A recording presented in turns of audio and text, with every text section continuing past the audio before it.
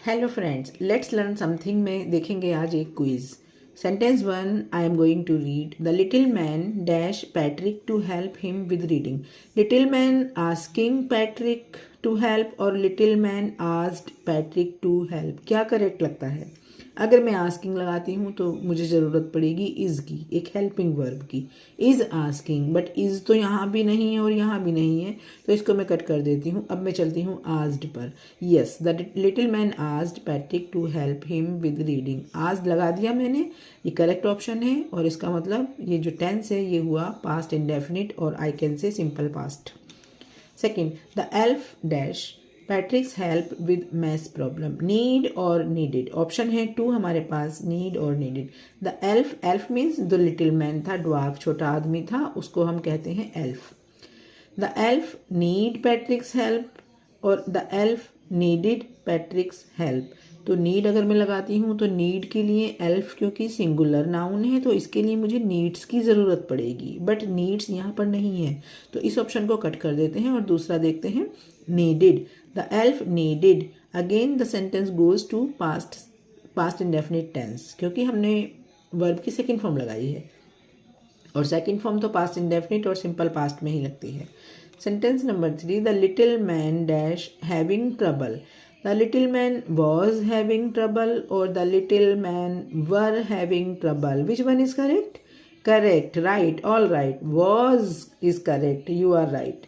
The little man was having trouble with spelling. Little man को कहाँ problem हो रही थी? स्पेलिंग्स में प्रॉब्लम हो रही थी। Patrick grades dash by the end of the semester. By the and, जब हमारे पास दा और दी के बाद वोवेल लेटर होता है तब हम उसको दी प्रोनाउंस करते हैं। अगर यहाँ पर ई ना होता, कॉन्सोनेंट होता तो हम यहाँ पर द प्रोनाउंस करते, ऐसा कहते हैं और शायद डिक्शनरी में भी लिखा है। यहाँ पर ई है तो दी एंड। वैसे भी हम जब कोई मूवी देखते हैं तो जब उसका दी एंड होता है वहाँ पर दी एंड लिखा जाता है, ठीक है।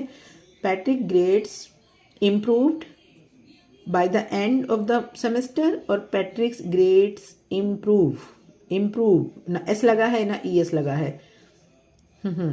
इम्प्रूव, दोनों ही ऑप्शन ग्रामेटिकली सही हैं। इम्प्रूव्ड भी करेक्ट है क्योंकि पैट्रिक्स ग्रेड्स एक प्लूरल नाउन है तो इम्प्रूव ही आएगा। इम्प्रूव्स अगर प्रेजेंट में भी बनाएंगे तो नहीं आएगा। लेकिन लेकिन लेकिन by the end of the semester, semester के अंत में बढ़ गए थे, पास्ट में बनेगा ना सेंटेंस। तो पैट्रिक्स के जो ग्रेड्स थे वो सेमेस्टर के एंड में इम्प्रूव हो गए थे, correct. Improved is the correct option. The elf finally disappeared dash finishing the homework. After or before? Homework करने से पहले वो डिसअपियर हो गया था या होमवर्क करने के बाद वो डिसअपियर हुआ था? आफ्टर मीन्स बाद में, बिफोर मीन्स पहले, तो after option is correct. The elf finally disappeared after finishing the homework. Patrick dash that he had done all the work by himself. Patrick realizes or realized by the all the work by himself।